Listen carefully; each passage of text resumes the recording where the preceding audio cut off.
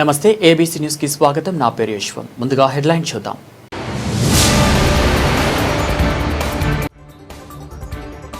Bone marrow transplant తో రక్త cancer ను జయించడం సాధ్యం. డాక్టర్ కర్ణకుమార్.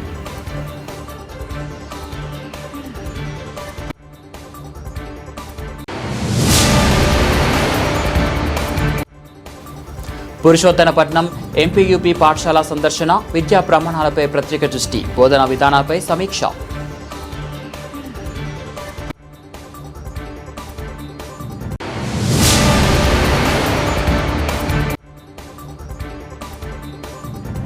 అమరావతి క్యాపిటల్ నిర్మాణానికి మేము వ్యతిరేకం కాదు. మాజీ ఎంపీ మార్గాని భరత్రాం.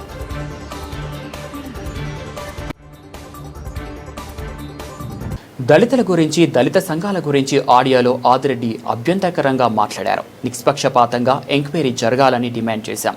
ఫిర్యాదు రసీదు ఇవ్వమని సీఐ వాదించడం దారుణం.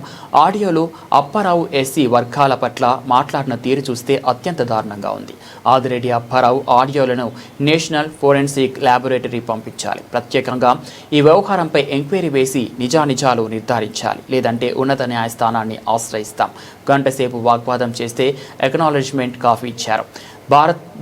భరత్తో పాటు రాజమండ్రి ఎస్సీ విభాగం అధ్యక్షులు తిరగాటి దుర్గారావు, రాష్ట్ర ఎస్సీ విభాగం అధికార ప్రతినిధి కాటం రజనీకాంత్, మార్తి నాగేశ్వరరావు, దాసి వెంకట్రావు, గారా చంటి, అల్లు జయరాజ్, సుందర్ సింగ్, శివ, విజయ్, పులిసాగర్, చిన్న, కొవ్వడ కృష్ణ, తుమ్మేటి రాజు తదితరులు పాల్గొన్నారు. ఈరోజు స్థానికంగా ప్రకాష్ నగర్ పోలీస్ స్టేషన్లో దళిత నాయకులందరూ కూడా ఇవాళ ఇక్కడికి వచ్చి ఏదైతే వీడియో ఒక ఆడియో వైరల్ అయిందో, ఎక్స్ఎమ్మెల్సీ గారైన ఆదిరెడ్డి అప్పారావు గారి యొక్క ఆడియో వైరల్ అయిందో సోషల్ మీడియా వేదికగా, అందులో దళితుల గురించి, దళిత సంఘాల గురించి ఆయన చాలా అభ్యంతరకరంగా, చాలా హీనంగా మాట్లాడిన మాటల్ని దళితులందరూ కూడా ముక్తకంఠంతో వ్యతిరేకిస్తూ ఉన్నారు. దానికి సంబంధించి నిష్పక్షపాతంగా ఎంక్వైరీ జరగాలి. ఏదైతే ఎక్స్ఎమ్మెల్సీ మాట్లాడిన మాటలు it's not at all acceptable. దానికి సంబంధించి పోలీస్ స్టేషన్లో, ఎందుకంటే ఆయన అక్యూజ్డ్గా భావిస్తున్నారు కాబట్టి ఆ పోలీస్ స్టేషన్ పరిధి ప్రకాష్ నగర్ పోలీస్ స్టేషన్. ఇప్పుడు సిఐ గారి దగ్గరకు వచ్చి కంప్లైంట్ ఇచ్చారు. దాస్ వెంకట్రావు గారు కానీ, మా ఎస్సీసీఎల్ ప్రెసిడెంట్ దుర్గా కానీ, మిగతా నాయకులందరూ కూడా వచ్చి కంప్లైంట్ ఇచ్చి ఎక్నాలెడ్జ్మెంట్ అడుగుతుంటే మేము ఎక్నాలెడ్జ్మెంట్ ఇవ్వమని అడుగుతుంటాం. నేను అడుగుతాన్నా, చట్టం ఇచ్చిన హక్కుల్ని కూడా కాలరాసే కార్యక్రమం చేస్తూ ఉంటారు.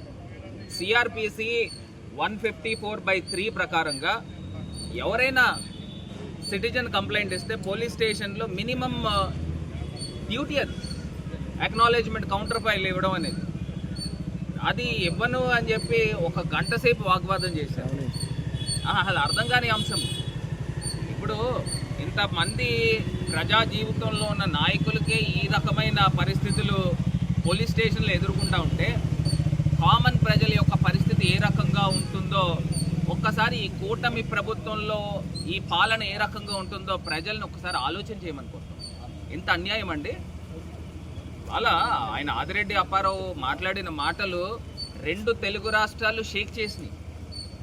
దళితుల పట్ల అంత హీనంగా మాట్లాడిన మాటలు, అసలు అంబేద్కర్ గారు రాసిన రాజ్యాంగానికి కానీ, లేకపోతే అంబేద్కర్ గారు మాకు చూపించిన పాట కానీ, వీళ్ళకి ఏమాత్రమైన గౌరవం ఉందా ఈ తెలుగుదేశం పార్టీకి కానీ, లేకపోతే ఆ తెలుగుదేశం నాయకులకు కానీ అని అడుగుతున్నాను.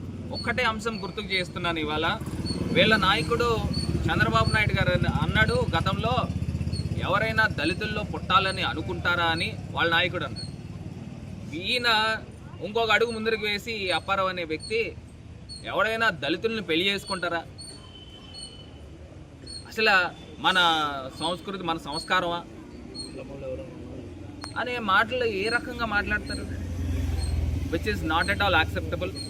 పోలీస్ స్టేషన్లో ఫారెన్సిక్ సైన్స్ ల్యాబొరేటరీకి పంపించి ఈయన వాయిస్, అక్కడ వ్యక్తులు ఎవరైనా కానివ్వండి, ఇంకొక 10 కుటుంబాలు తెచ్చి సాక్ష్యం చెప్పించుకోండి, ఇంకా 10 కుటుంబాలతో మీరు రాజీలు చేసుకోండి, మాకు సంబంధం లేదు.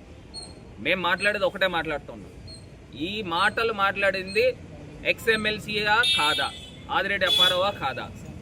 ఈయన మాట్లాడిన మాటలు దళితుల పట్ల నీచంగా మాట్లాడిన మాటల్ని నిర్ధారణ చేసి ఎంక్వైరీ చేసి నిజాలు బయట పెట్టమని.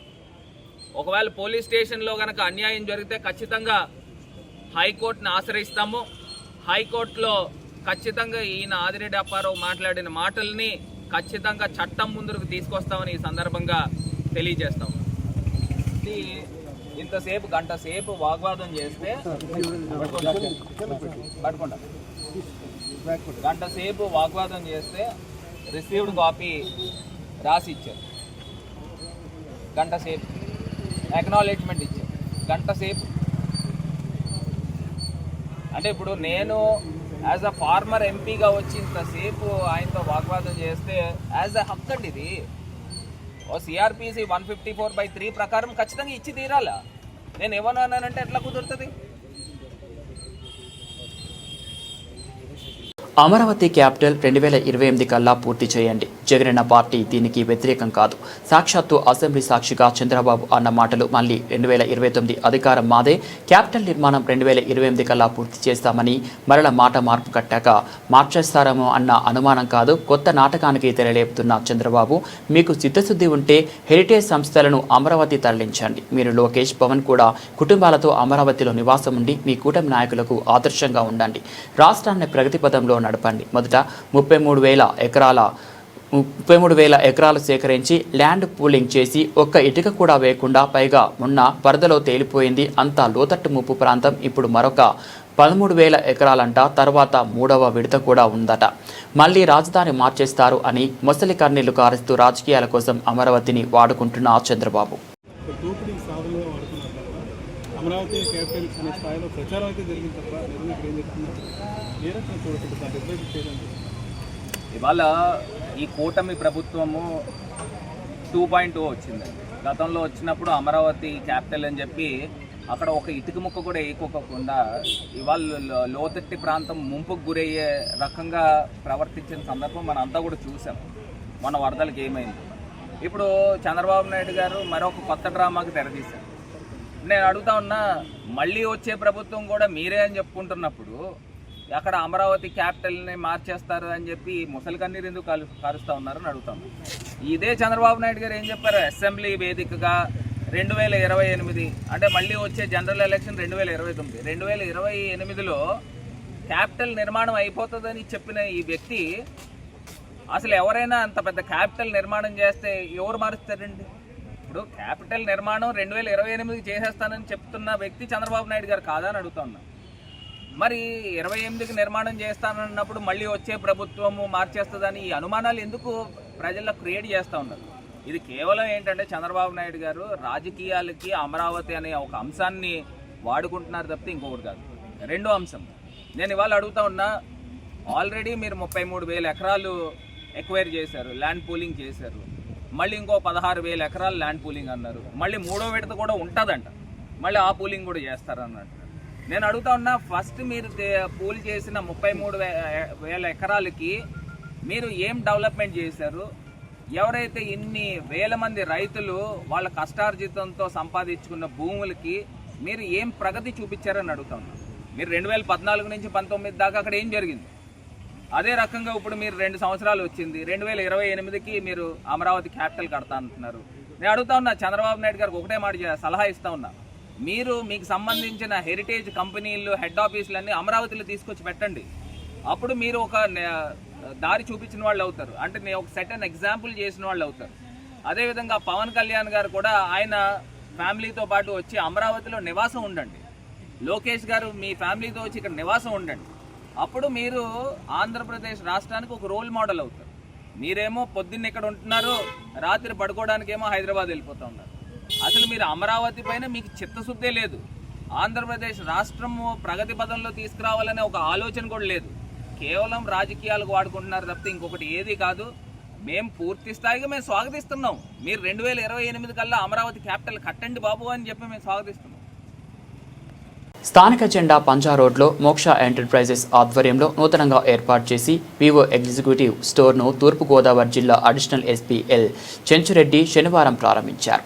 మార్కెట్లోకి విడుదల కానున్న V70FE నూతన వివో ఫోన్ను ప్రదర్శించారు. ఈ కార్యక్రమానికి హాజరైన చెంచురెడ్డికి Vivo showroom manager Anji, JCM Anjibabu, city manager Prashanth Rao తదితరులు ఘన స్వాగతం పలికారు. అనంతరం Vivo MD Sourav, AP head Hardik, south head Jagadish తదితరులతో కలిసి జ్యోతి వెలిగించి షోరూంను లాంఛనంగా ప్రారంభించారు. షోరూం ప్రారంభోత్సవానికి విచ్చేసిన ఆయనకు వివో బృందం కృతజ్ఞతలు తెలిపారు. వివో ప్రతినిధులు మాట్లాడుతూ ఇప్పుడు ప్రతి జిల్లాలో ఒక్కొక్క ఎగ్జిక్యూటివ్ స్టోర్ను ఏర్పాటు చేస్తున్నామని, తొలిసారిగా తూర్పుగోదావరి జిల్లా రాజమహేంద్రవరం జెండా పంజా రోడ్లో ఈరోజు ప్రారంభించమన్నారు. వివో అన్ని రకాల హ్యాండ్సెట్లతో పాటు యాక్సెసరీస్ కూడా ఇక్కడ లభ్యమవుతాయన్నారు. వివో అందిస్తున్న సేవలను ప్రజలు సద్వినియోగం చేసుకోవాలని కోరారు. త్వరలో కాకినాడ, అమలాపురంలో కూడా నూతన స్టోర్ ప్రారంభమవుతుందని తెలిపారు. వివో ఎక్స్క్లూజివ్ స్టోర్ నుంచి ధన్యవాదాలండి. ఈ వివో ఎక్స్క్లూజివ్ స్టోర్స్ ఇక్కడ నుంచి ప్రతి జిల్లాలో ఒక్కొక్క స్టోర్ స్థాపించాలని ధ్యేయంతో ముందు ఈస్ట్ గోదావరిలో రాజమండ్రి నుంచి మొదలుపెట్టాము. క్రమక్రమేణా కాకినాడ, అమలాపురం ఏరియాలు కూడా మేము విస్తరించుకుంటూ వెళ్తాము. ఎక్స్క్లూజివ్ స్టోర్లో అన్ని రకాల మొబైల్స్, అన్ని రకాల యాక్సెసరీస్ అందుబాటులో ఉంటాయి. వివో సర్వీసులు వినియోగించుకోవాలని మా విన్నపం. This is Hardik, the state head for Moksha Enterprises. We are very glad to open a Vivo exclusive store in the district of Rajahmundry. Rajahmundry is a very fantastic town in terms of business, mobile business, and we are glad that we have opened this store. This store will be giving a very good handset and the features and all the experiences of Vivo handsets to all the customers. So please do walk in to the Vivo exclusive stores to have a very good experience of the Vivo handsets and these features. Thank you. Sri Rama Navami పర్వదినాన్ని పురస్కరించుకొని ప్రముఖ ఆధ్యాత్మిక రచయిత పురాణపండ శ్రీనివాస్ రచనలను సీతారాముల కళ్యాణాలు జరిగిన రామాలయాల వద్ద BJP నాయకులు రుక్మాంగరావు భక్తులకు పంపిణీ చేశారు. ఈ సందర్భంగా రుక్మాంగరావు మాట్లాడుతూ ప్రతి హిందువు మన పురాణాలు, ఇతిహాసాల గురించి తెలుసుకోవాల్సిన అవసరం ఉందని, దానిని దృష్టిలో పెట్టుకొని పురాణపండ శ్రీనివాస్ సహకారంతో దేవాలయ వద్ద భక్తులకు పంచిపెట్టడం జరుగుతుందన్నారు. మన రాజమహేంద్రవరం ప్రజలకి, రాజమహేంద్రవరం భక్తులందరికీ కూడా శ్రీరామనవమి శుభాకాంక్షలు తెలియజేస్తూ మనం పురాణపండ శ్రీనివాస గారి యొక్క ఆధ్వర్యంలో మన అన్ని గుళ్ళో కూడా ఈ లలితా సహస్రనామం, ఈ బుక్లన్నీ కూడా పంపిణీ చేయడం జరుగుతుంది. అలాగే మనం కూడా గ్రహించవలసింది ఏంటంటే, ఈ రోజున మన హిందూ ధర్మం మీద చాలా వరకు దాడులు అవుతున్నాయి. ఆ దాడులు ఖండించాలి. మన హిందూ ధర్మం నిలబడాలంటే ప్రతి ఒక్కరు కూడా హిందూ ధర్మాన్ని పాటించాలి. మన ధర్మం నుంచి ఇతర ధర్మాలకు వెళ్ళిపోతున్నారు. వాళ్ళని ఆపి ఒకవేళ వెళ్ళిపోయిన వాళ్ళు ఎవరన్నా ఉంటే వెనక్కి తీసుకురావాలని కోరుకుంటూ ఈ శ్రీరామనవమి సందర్భంగా అందరికీ కూడా మరొకసారి శుభాకాంక్షలు తెలియజేసుకుంటాను. అందరూ కూడా సుఖశాంతులతో మీకు పెళ్లిళ్ళు అవ్వాల్సిన యువకులు కూడా అందరికి కూడా పెళ్లిళ్ళు అవ్వాలని ఈ నవమి తర్వాత కోరుకుంటూ ఆ రాముణ్ణి మనస్ఫూర్తిగా కోరుకుంటున్నాను. Thank you. నా పేరు రుక్మాంగరావు, బీజేపీ నాయకుడు. ఓకే. రాజమండ్రికి చెందిన 25 ఏళ్ల యువకుడికి అత్యంత క్లిష్టమైన రిస్క్ రీడో బెంటాల్ గుండె శస్త్రచికిత్సను యశోద హాస్పిటల్ సికింద్రాబాద్ యూనిట్లో విజయవంతంగా నిర్వహించామని ఈరోజు రాజమండ్రిలో ఏర్పాటు చేసిన ప్రత్యేక మీడియా సమావేశంలో వివరించిన ప్రముఖ cardiac surgeon doctor Sudheer Valluri, గతంలో హృదయ శస్త్రచికిత్స చేయించుకున్న రోగి ఆర్టిక్ రూట్ వాల్వ్ సమస్యతో ఆసుపత్రికి చేరారని, పరిస్థితి విషమంగా ఉండటంతో రీడో బెంటాల్ సర్జరీ అవసరమైందని, ఇలాంటి శస్త్రచికిత్సలు గాయమచ్చలు, అధిక రక్తస్రావం వంటి కారణాలతో అత్యంత ప్రమాదకరంగా ఉంటాయని డాక్టర్ సుధీర్ ఈ సందర్భంగా తెలిపారు. అడాల్సెంట్ పర్సన్లో ఒక 3 months బ్యాక్ మేము యశోద సికింద్రాబాద్ యూనిట్లో చేసాం. ఈ అబ్బాయి వీరబాబు, ఈ అబ్బాయి యాక్చువల్లీ సివిల్ ఇంజనీరింగ్ చేశాడు. He is a civil engineer. He used to work in Rajahmundry. ఈ అబ్బాయికి 16 years ఏజ్లో ఒక కంజెంటల్ హార్ట్ ప్రాబ్లం ఉన్న వల్ల ఒక సర్జరీ చేశారు. ఆ తర్వాత సర్జరీ సక్సెస్ అయింది. He was able to do his own work and all, అంతా బాగానే ఉంది. కానీ 5-6 years తర్వాత ఇంకొక వేరే కొత్త ప్రాబ్లం వచ్చింది హార్ట్లో. అదేంటంటే హార్ట్ నుంచి వచ్చే రక్తనాళం, ఈ అయోటాలో సైజ్ అనేది పెరిగింది. అది నార్మల్గా 3 to 4 centimeters ఉంటుంది, కానీ అది ఈ అబ్బాయికి 6 centimeters అయింది. దాన్ని అయోటిక్ ఎన్యూరిజం అంటారు. దీనివల్ల ప్రాబ్లం ఏంటంటే అయోటిక్ డైసెక్షన్ వచ్చి సడన్ కార్డియాక్ అరెస్ట్ అయ్యే ఛాన్స్ అనేది ఎక్కువ ఉంటుంది. సో ఈ అబ్బాయి డిఫరెంట్ హాస్పిటల్స్లో చెకప్ చేయించాడు. కాకపోతే అది హై రిస్క్ సర్జరీ వల్ల ఏ పెద్ద హాస్పిటల్ కూడా అది యాక్సెప్ట్ చేయలేదు. కానీ యశోద హాస్పిటల్స్ సికింద్రాబాద్ యూనిట్ ఒకటే ఆ అబ్బాయిని ప్రాపర్గా ఇవాల్యుయేట్ చేసి కౌన్సిల్ చేసి హై రిస్క్ ఎక్స్ప్లెయిన్ చేసి ఆ అబ్బాయికి ఒక మోస్ట్ కాంప్లికేటెడ్ సర్జరీ రీడు బెంటాల్ సర్జరీని సక్సెస్ఫుల్గా చేశాం. ఆ సర్జరీ మార్నింగ్ 8 o'clock స్టార్ట్ చేస్తే నైట్ 8 o'clock అయింది. అక్కడితో ఆగలేదు, ఇంకా he was bleeding and all. దానికి బ్లడ్ ప్రొడక్ట్స్ ఇచ్చి బ్లీడింగ్ స్టాప్ చేసి చాలా కష్టపడి చాలా ఇచ్చేసి సర్జరీ చేసి పేషెంట్ని ఐసీయూలో సక్సెస్ఫుల్గా జాగ్రత్తగా చూసుకున్న తర్వాత 7th day or 8th dayకి ఒక ప్రాపర్ రికవరీ వచ్చాక 10 daysకి అబ్బాయి డిశ్చార్జ్ అయ్యాడు. ఇప్పటికే సర్జరీ అయ్యి నియర్లీ 2.5 months అవుతుంది. The best part of the surgery is that after 2.5 months of this high risk surgery he was able to do his own work. ఈ అబ్బాయి civil engineer. ఇప్పుడు ఆ అబ్బాయి మళ్ళీ నార్మల్గా తన వర్క్లోకి వెళ్తూ తన regular day to day activities నార్మల్గా చేసుకుంటున్నాడు. ఈ ప్రాబ్లం, ఈ హార్ట్ రిస్క్ ప్రాబ్లం, ఈ సర్జరీ యొక్క రిస్క్ ప్రాబ్లం అనేది ఏంటంటే this is Bentall's surgery, redo surgery. అంటే హార్ట్ రెండోసారి సర్జరీ చేస్తున్నాం. జనరల్గా హార్ట్ సర్జరీ అనేది ఫస్ట్ టైం సర్జరీ చేసినప్పుడు రిస్క్ అనేది చాలా ఎక్కువ ఉంటుంది. కానీ రెండోసారి సర్జరీ చేసినప్పుడు రిస్క్ అనేది చాలా ఎక్కువ ఉంటుంది. బ్లీడింగ్ అనేది ఎక్కువ ఉంటుంది and morbidity and mortality, overall on table arrest అనే రిస్క్ అనేది చాలా ఎక్కువ ఉంటుంది.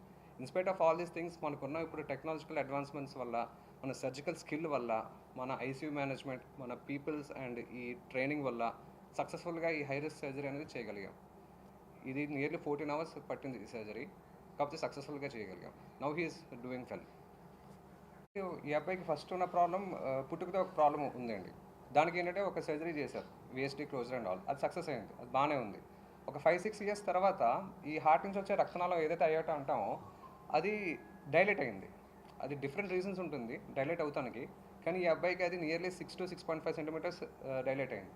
సో అది రీప్లేస్ చేయాలి. అది కానీ రీప్లేస్ చేయకపోతే అయోటిక్ డైసెక్షన్ అనే వెరీ హై రిస్క్ జోన్లోకి అనే ప్రాబ్లంలోకి వెళ్తాడు. సో దాన్ని అవాయిడ్ చేయడానికి ఈ అబ్బాయికి ఈ సర్జరీ, రీడు బెంటాల్ సర్జరీ చేయాల్సి వచ్చింది.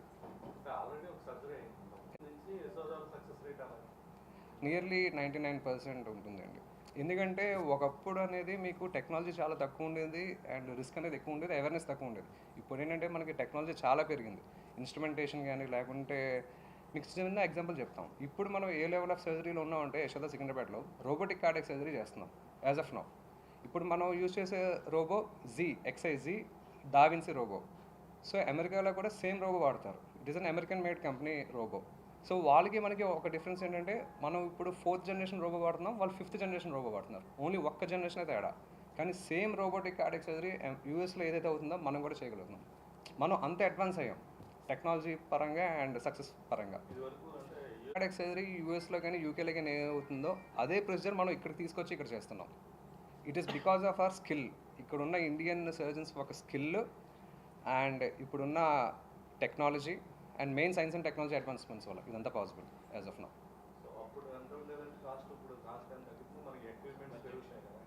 అంటే ఇది మెయిన్ ఎక్కడంటే ఏంటి, ఇది R&D, రీసెర్చ్ అండ్ డెవలప్మెంట్. ప్రతి కంపెనీ కూడా R&Dలో కొంచెం పెట్టుబడి పెడుతుంది, రోబోస్ కానీ లేకుంటే ఇన్స్ట్రుమెంట్స్ కానీ ఏదైనా సరే. సో కానీ దానివల్ల కూడా మనకి ఈ ఇన్స్ట్రుమెంటేషన్స్ అండ్ రోబోటిక్స్ ఇవన్నీ కూడా అడ్వాన్సెస్ అవుతాయి. సో ఆ కాస్టే మనకి క్యారీ ఆన్ అవుతుంది. కాకపోతే ఈరోజు క్లియర్గా చెప్పాలంటే మనకి ఒక cardiac surgery and any surgery cost ఇండియాలో is the least cost. And India is like medical tourism for surgery especially. చాలామంది పీపుల్ ఇన్ యూఎస్లో కానీ యూకేలో కానీ ఎక్కడైనా సరే కొంతమందికి ఎవరికైతే మీకు హెల్త్ ఇన్సూరెన్స్ ఉండదో అక్కడ క్యాష్ పెట్టాలంటే చాలా కాస్ట్ ఎక్కువ. It's like some crores of cost. ఒక హార్ట్ సర్జరీ చేసుకుంటే సమ్వేర్ అరౌండ్ 20 to 30 crores అవుతుంది. కానీ అదే పర్సన్ ఇండియా వచ్చి చేయించుకుంటే సమ్వేర్ అరౌండ్ 10. జిల్లాలో ప్రభుత్వ పాఠశాలల్లో విద్యా ప్రమాణాలు, బోధనల పద్ధతులు, మౌలిక సదుపాయాలు, మధ్యాహ్న భోజన పథకం అమలు తదితర అంశాలను ప్రత్యక్షంగా పరిశీలిస్తున్నామని కలెక్టర్ కీర్తి చేకూరి తెలిపారు. శనివారం ఉదయం సీతానగరం మండలం పురుషోత్తపట్నం గ్రామంలోని ఎంపీయూపీ పాఠశాలను సందర్శించిన కలెక్టర్ కీర్తి చేకూరి ఉపాధ్యాయులతో సమావేశమై బోధనా విధానాలు, పేరెంట్ కమిటీ సమావేశాల నిర్వహణ, విద్యార్థుల విద్యా ప్రతిభ, సబ్జెక్టు వారీగా అభ్యాస స్థాయిపై సమగ్రంగా వివరాలు కోరారు. పేరెంట్ కమిటీ సమావేశాలు కేవలం నిర్వహణతో పరిమితం కాకుండా విద్యార్థుల అభ్యాసం, మధ్యాహ్న భోజనం నాణ్యత, పాఠశాల అభివృద్ధి వంటి అంశాలపై చర్చ జరుగుతుందా లేదా అనే విషయాన్ని ప్రత్యేకంగా విచారించారు. విద్యార్థుల అభిప్రాయాలను సేకరించి వాటిని నమోదు చేసి అవసరమైన మెరుగుదలలు చేపట్టాలని సూచించారు. పాఠశాల అభివృద్ధిలో గ్రామదాతల సహకారం ప్రశంసనీయమని ఉపాధ్యాయులు వివరించారు.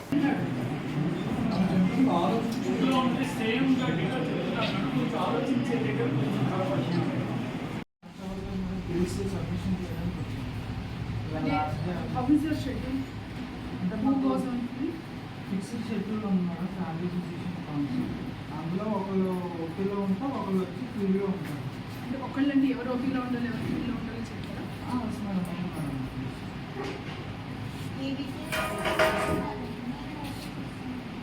ఈ వీక్ మీరు ఓపీ చూస్తున్నారు, అంతంతా మీరు ఫీల్డ్ మీరు వెళ్తున్నారు. అది ఎవరు డిసైడ్ చేస్తున్నారు? గవర్నమెంట్ నుంచి ఎఫ్టీసీ షెడ్యూల్ ఉన్నారు. ఓకే అండి, ఆ షెడ్యూల్ ఏ డాక్టర్ ఉన్నారని ఎవరు డిసైడ్ చేస్తారు? డైరెక్ట్ మాకు కొన్ని సచివాలయాలు ట్యాగే ఉన్నాయి. ఆ రోజు ఎఫ్టీసీ ఆ పర్టికులర్ సచివాలయం అనుకున్నాను. ఆ కన్సర్న్ నేను మళ్ళీ అడిగేది ఏంటంటే ఏ ఎఫ్పీ అనేది ఎవరు డిసైడ్ చేస్తారు? డైరెక్ట్ షెడ్యూల్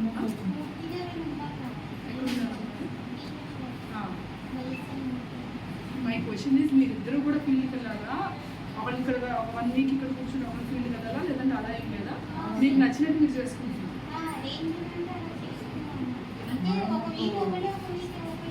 ఫర్దర్ షెడ్యూల్ తీసుకున్నట్టు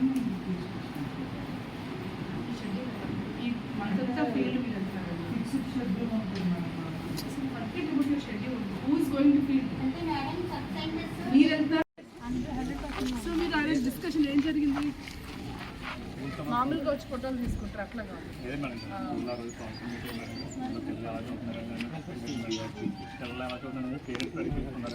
స్కూల్లో గ్రామం నుంచి నాయకులు వచ్చారండి. అలాగే స్కూల్లోనే భోజనం మధ్యాహ్నం భోజనం ఏదైనా లోటుపాట్లు ఉన్నా పిల్లలు అడిగి తీసుకున్నారండి. బాగానే చెప్పారండి. స్కూల్లో డబల్ బిల్లు కాకుండా ఏం చేయాలని కూడా పిల్లల్ని అడిగి పిల్లల పేరెంట్స్ అడిగి అలాగే గ్రామాల పెద్దలు కూడా మేము తెలిసిన ఆ రోజు డిస్కస్ చేస్తాను. ఆ రోజు డొనేషన్స్ చేశారు,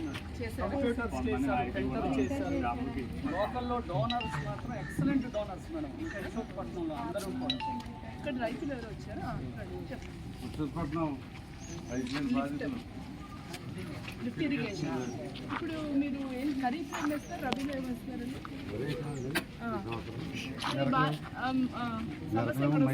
మనం ప్లాస్టిక్ను ఉపయోగించకూడదు. మీరు చూడండి, ప్లాస్టిక్ బాటిల్స్, తర్వాత ఈ ప్లాస్టిక్తో కూడినటువంటి ఈ చిప్స్ ప్యాకెట్లు ఇవన్నీ కూడా రోడ్డు మీద పడేయడం అవన్నీ చేస్తున్నారు. అవన్నీ కూడా ఏంటంటే ఒకవేళ మీరు ఉపయోగించినప్పటికి కూడా ఏంటంటే మన దగ్గరికి ఈ హరిత రాయబారులు వస్తారు. డైలీ మీ ఇంటికి వస్తున్నారు లేదా?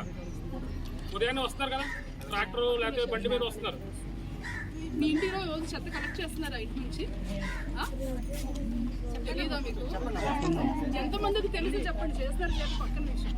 ఎంతమందికి మీ ఇంట్లో చెత్త కలెక్ట్ చేస్తారు, ఎన్ని రోజులు చేస్తారు తెలిసి మీ ఇంట్లో? చెత్తబండి వస్తుందా? వచ్చి మీ ఇంట్లో ఉన్న చెత్త కొట్లు 2 పెట్టాం కదా, మనం గ్రీన్ రెడ్ పెట్టాం. అసలు మీ ఇంట్లో చెత్త కొట్టు ఉందా లేదా? ఉందా? అందరికి వచ్చి చూడొచ్చా? ఓకే, ఎన్ని రోజులకి ఒకసారి వస్తారు? నాకైతే వారంలో 3 సార్లు వస్తాను.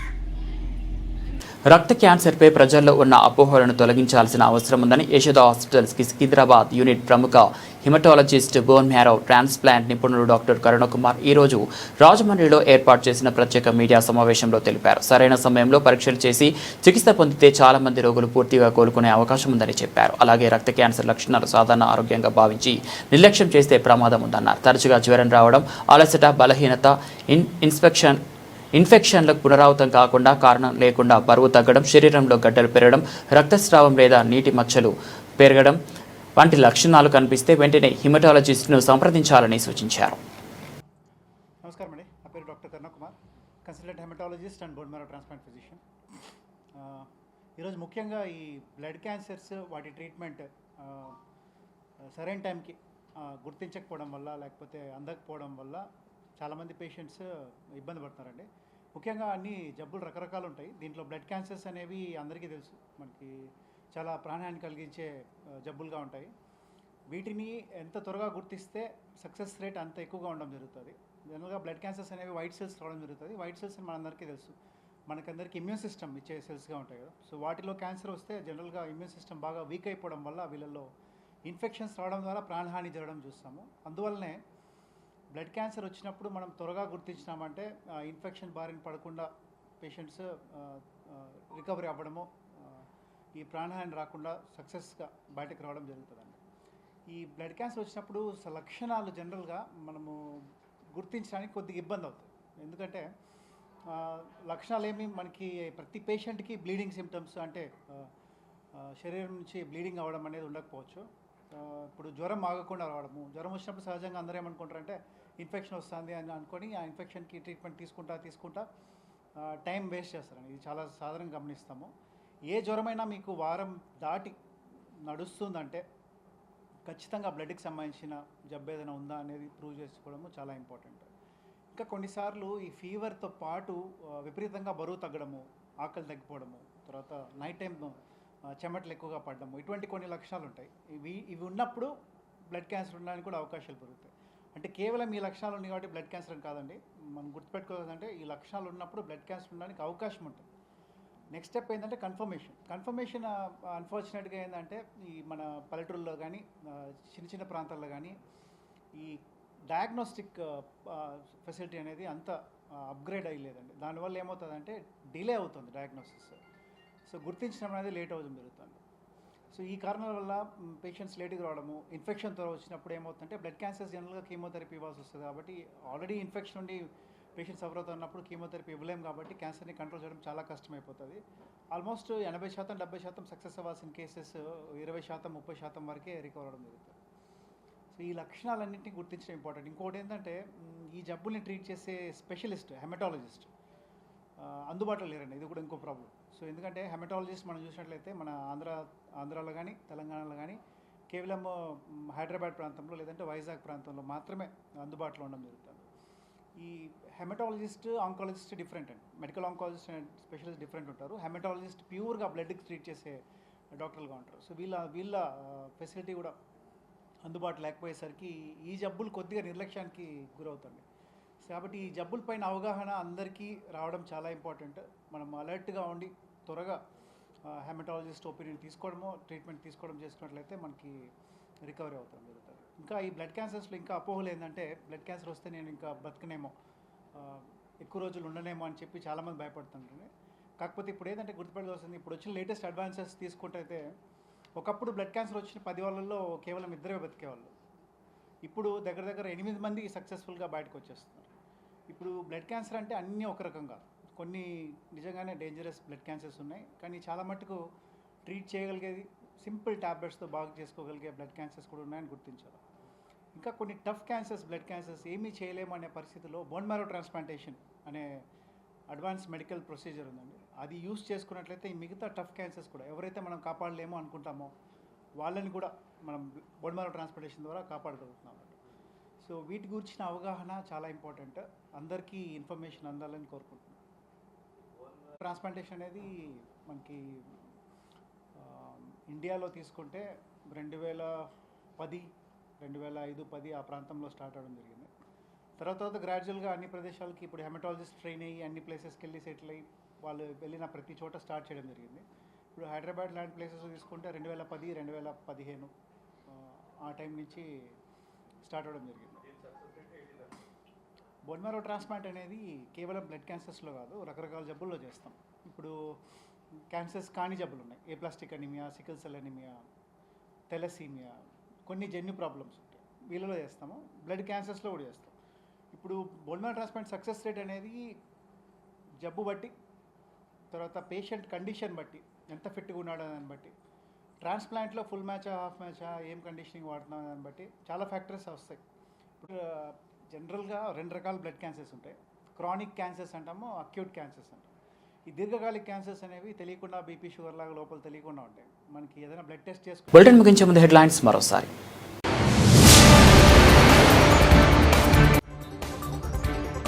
బోన్ మ్యారో ట్రాన్స్ప్లాంట్తో రక్త క్యాన్సర్ను జయించడం సాధ్యం, డాక్టర్ కర్ణకుమార్.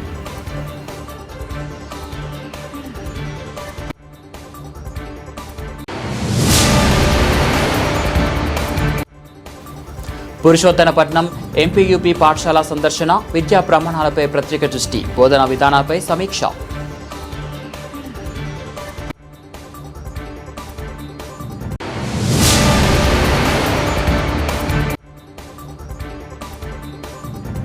అమరావతి క్యాపిటల్ నిర్మాణానికి మేము వ్యతిరేకం కాదు, మాజీ ఎంపీ మార్గాని భరత్రాం.